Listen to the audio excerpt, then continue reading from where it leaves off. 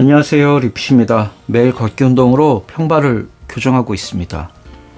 오늘은 엔돌핀 시프트 3를 리뷰하려고 가지고 왔습니다.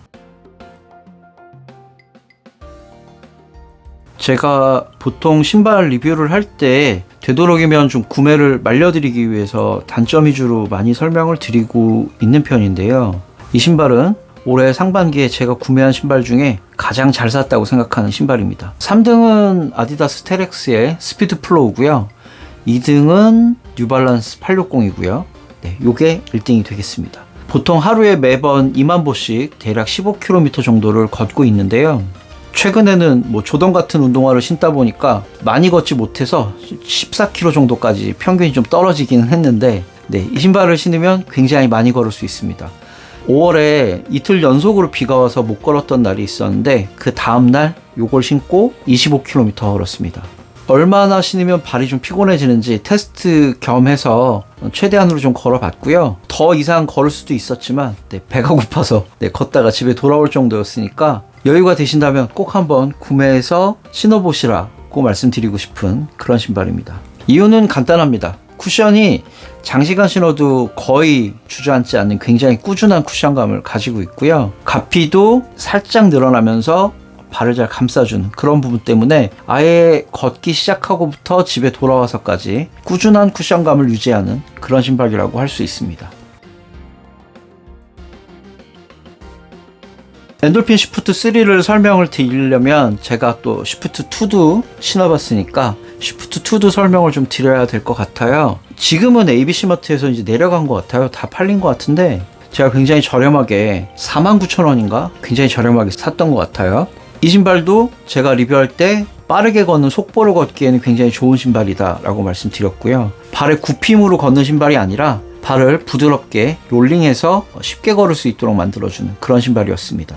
뒤축에 이렇게 가드가 좀 강력하게 들어있어서 안정성도 굉장히 높고요. 실제로 이 신발도 안정화의 기능을 가지고 있는 신발입니다. 그래서 이 신발을 제가 아무에게나 좀 권해드리기 좀 어려운데, 만약에 족저근막염이 좀 심하신 분들은 아치가 무너져서 이 족저근막이 이렇게 열리는 걸 좀 막으셔야 되거든요. 그런 부분에서 아주 높은 아치를 가지고 있기 때문에 불편하시더라도 이 신발을 신으시면 족저근막의 염증이 다소 좀 내려가지 않을까 그런 생각이 듭니다. 아웃솔도 이 빨간 부분이 여기가 조금 딱딱해요. 실제로 아치를 단단하게 지탱해주는 능력이 있기 때문에 평발이신 분들이 신으신다면 족저근막염에는 상당히 도움이 될 만한 신발이다 라고 생각이 듭니다.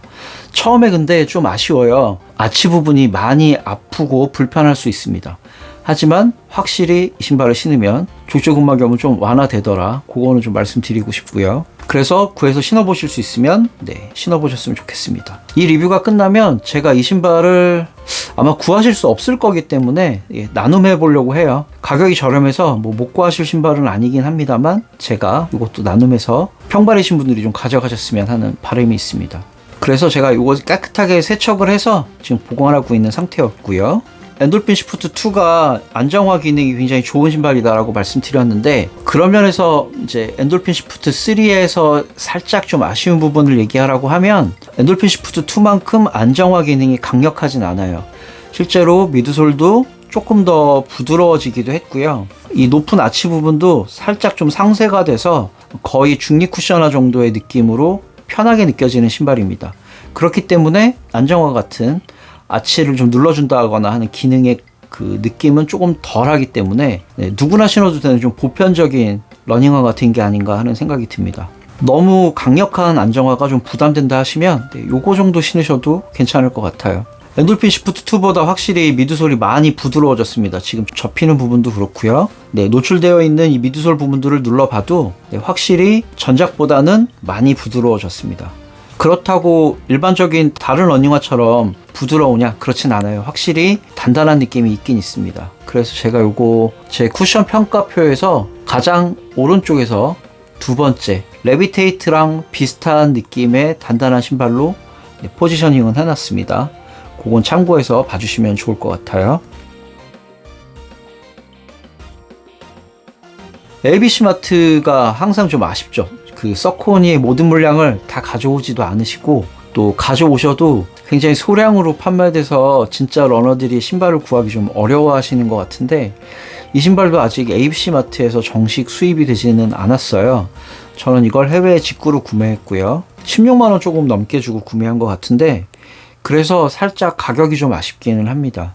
엔돌핀 시프트2가 5만원, 6만원 요 정도면 구할 수 있는 신발이니까 16만원이라면 사실 상당히 부담이 되는 가격인 건 맞죠. 그렇기 때문에 좀 여유가 되시면 구해서 신어보시는 걸 추천드립니다.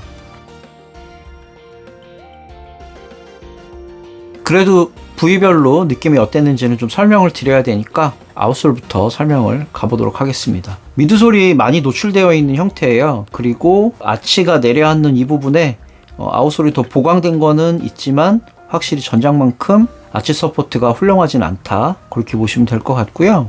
접지력도 무난한 수준이지만 도심에서 신기에는 확실히 좀 미끄러운 그런 느낌이 있습니다. 제가 항상 말씀드리지만 물기 묻은 지하철 대리석 바닥이라던가 이런 곳에서는 살짝 미끄러울 수 있는 그런 구조입니다. 아웃솔의 내구성은 무난하고요.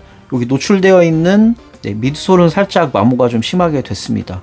제가 160km 정도 걸은 거니까 감안하면 굉장히 내구성은 좋다고 할 수 있습니다. 미드솔은 이제 굉장히 특이하게 서코니의 로고가 이 위쪽에 있지 않고 밑으로 내려와서 굉장히 마음에 든다, 그런 부분 설명드렸었던 것 같고요. 발이 굉장히 부드럽게 롤링해서 뛰거나 걸으면 굉장히 편한 느낌을 받으실 수는 있을 것 같아요. 제 경우에도 이걸 느리게 걸으면 좀 발이 덜그럭거리는 느낌, 굽힘 형태로 걷는 신발이 아니고 발 구름을 활용해서 걷는 신발이다 보니 아무래도 시속 5km 이상의 좀 빠른 걸음으로 걸어야만 이 신발의 진가를 좀 확인할 수 있지 않았나, 그런 생각이 들었고요. 이렇게 스택 하이트가 높은데도 굉장히 안정적입니다. 지금 높이는 이렇게 되어 있지만 발바닥이 이렇게 앉혀지는 게 아니라 이렇게 안쪽으로 조금 잠기면서 들어가는 형태라서 이 뒤쪽에 힐 카운터가 발 뒤꿈치 아랫부분을 아주 잘 잡아줍니다. 발 뒤꿈치가 이렇게 움직일 수 있는 부분을 이 부분이 많이 제어를 해주기 때문에 굉장히 안정적으로 걸을 수 있게 해주는 그런 느낌의 신발이었습니다. 제가 러닝을 하지 않아서 진짜 이 신발의 스피드 롤링을 제대로 느껴보지는 못했다고 생각이 들기는 해요. 하지만 빠르게 걷다 보면 굉장히 경쾌하게 걷고 싶은 느낌? 그래서 이걸 뭐라고 설명드려야 될지 모르겠는데, 자동차 운전을 할 때 크루즈 모드로 놓고 가면 되게 정속으로 쭉 하고 나가는 그런 느낌 있잖아요. 이 신발도 그런 느낌이 좀 듭니다. 걷다 보면 별로 멈추고 싶지 않을 만큼 발이 잘 구르게 되면 롤링이 원활하게 일어날 만큼의 충분한 속도로 걸으신다면 진짜 이 신발의 진가를 확인하실 수 있을 것 같습니다. 가피는 사실 엔돌핀 시프트2보다 조금 덜 짱짱하기는 해요. 하지만 발에 맞춰서 잘 늘어나주고 당겨주는 그 피팅감만은 훨씬 좋아졌다고 생각이 들고요. 조금 약하고 또 제가 흰색을 구매해서 오염에 좀 취약하기는 합니다만 그래도 굉장히 무난한 착화감을 보여주는 그런 신발이었습니다. 제 발의 형태만큼 이렇게 좀 늘어나 있는 점, 이런 점은 감안하고 봐주시면 좋을 것 같아요. 설포는 이렇게 거시텅 형태로 연결이 되어 있습니다. 그래서 설포가 돌거나 하지 않고요. 설포의 앞쪽 부분은 굉장히 좀 얇은 형태로 통풍이 잘 되게 되어 있고요. 서코니의 마크가 이렇게 코팅되어 있는 막이 있어서 신발끈을 체결해도 이 부분이 잘 커버를 해주기 때문에 발등의 불편함도 전혀 없었습니다. 가피 쪽에서 조금 더 설명드려야 할 것 같기는 한데, 만약에 발볼이 많이 넓으시고 발가락이 조금 울퉁불퉁한 그런 형태를 가지신다면 이 신발이 조금 불편하실 수는 있을 것 같네요. 굳이 단점을 얘기해보면 이렇게 양말 보풀들이 좀 많이 달라붙는 형태입니다. 양말 보풀이 많이 달라붙는다고 하는 건 발 뒤꿈치에 충분한 마찰력이 있어서 힐슬립이 일어나지 않게 잘 잡아준다고 하는 방증일 수도 있지 않을까, 그런 생각도 들었습니다. 인솔도 마찰력이 굉장히 좋아서 양말하고 딱 달라붙게 되어 있는 형태고요. 제가 인솔 굉장히 칭찬했었는데 페바 소재의 인솔인 것 같아요. 약간 발포의 느낌이 나는데 굉장히 푹신푹신합니다. 이 부분도 걷기 운동에 한몫을 하지 않았나 하는 생각이 들었습니다. 이제 오늘 리뷰를 했으니까 내일부터 다시 또 이 신발을 신고 15km 이상 많이 걷게 되지 않을까 하는 생각이 듭니다. 이 신발만 신으면 좀 많이 걸었던 것 같기는 해요. 제가 신발을 또 마냥 모아놓고 쌓아놓을 수 없기 때문에 오늘은 엔돌핀 시프트2 나눔 이벤트도 같이 설명을 드릴게요. 255나 260 정도 되시는 사이즈를 가지신 분이 신청을 하시면 좋을 것 같아요. 의외로 굉장히 칼발한테 맞는 신발이기 때문에 발볼이 넓으신 분은 255이신 분이 지원을 하시는 게 더 좋지 않을까 하는 생각이 들고요. 제가 요거는 딱 테스트 이후에 단 한 번도 신지 않고 세척을 한 상태라서 아웃솔에 때가 이렇게 있는 것 빼고는 전체적으로 굉장히 깨끗합니다. 이벤트 안내는 제 댓글을 통해서 확인하시면 될 것 같고요. 반드시 대댓글에 응모를 해주시면 되겠습니다. 많이 보고 응모를 하시기 때문에 이제 아시지 않을까 싶기는 하네요. 그렇습니다. 오늘은 제가 올해 구매한 넘버원 신발 엔돌핀 시프트 3를 설명드려 봤고요. 확실히 장마가 좀 늦게 오고 있는 것 같아요. 작년 6월엔 비가 5번이나 와서 총 25번밖에 걷지 못했는데 올해는 비 때문에 못 걷는 날은 없어서 장마가 좀 늦게 오지 않을까 그런 생각이 듭니다. 미리미리 땀 흘리는 운동을 하셔서 더운 여름을 좀 준비하시면 좋을 것 같습니다. 오늘의 리뷰는 여기까지 하고요. 구독과 좋아요는 리핏에게 큰 응원이 되고요. 오늘도 시청해 주셔서 감사합니다. 안녕히 계세요.